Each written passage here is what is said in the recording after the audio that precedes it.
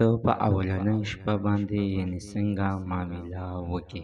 راځئ مینوال تاسو مثال په دې ویډیو کې کتلی شئ. د دې ویډیو نه مخکې هر اول زه تاسو ته دا یادګینه وکړم تاسو کو چارې زموږ په دې سوپر کلیک چینل کې نوي وئ چینل هم نوي سبسکرایب کړئ. مهرباني وکړئ تاسو زموږ د سوپر کلیک چینل د سره سبسکرایب کړئ خوا کې سره د ټلۍ نشان ووهئ چې هر یو نوي معلوماتي ویډیو تاسو ته په اسانۍ باندې در ورسیږي. د واده په شپه باندې عزتمنو یو خاوند ظالم را لګېدلی دی چې خپلو خواهشاتو دپاره یې خپله خواږه ښځه بېدردۍ سره ووژله.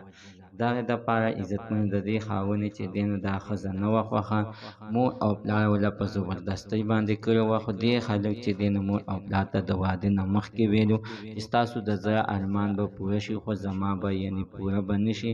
زما چې کومه یوه جینۍ خوښه ده هغه یعنې تاسو ماته نه کوئ، چې ستاسو کومه یوه خوښه ده او هغه تاسو ماته کوئ.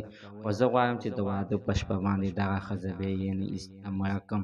عزتمنو هغه شانتې وشوه چې خلک چې یعنې مور او پلار ته څنګه ویلي وو هغه شانتې یې وکړ. غټ ظلم او زیاتې یې وکړلو. عزتمنو د هر یوې جینۍ یو هلک د زړه ارمان همدغه وي چې د واده په شپه باندې یو بل سره میلاو شي ښه په خوشحالۍ او ښه په اخلاقو باندې. خو دغه ظالم عزتمنو چې دی نو د هغې د ښځې د زړه ارمانونه د خاورو سره خاورې کړ.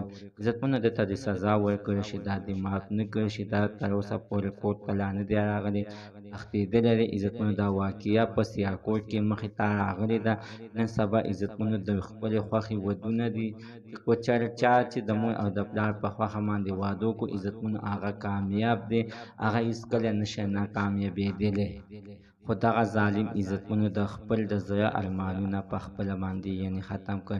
زموږ د ستننو معلومات د دې ځای پورې د نوي معلومات دپاره د سره زموږ د سوپر کلیک چینل د سره سبسکرایب کړئ خوا کې سره د ټلۍ نشان ووهئ چې هر یوه نوي معلوماتي ویډیو تاسو ته په اسانۍ باندې در ورسیږي.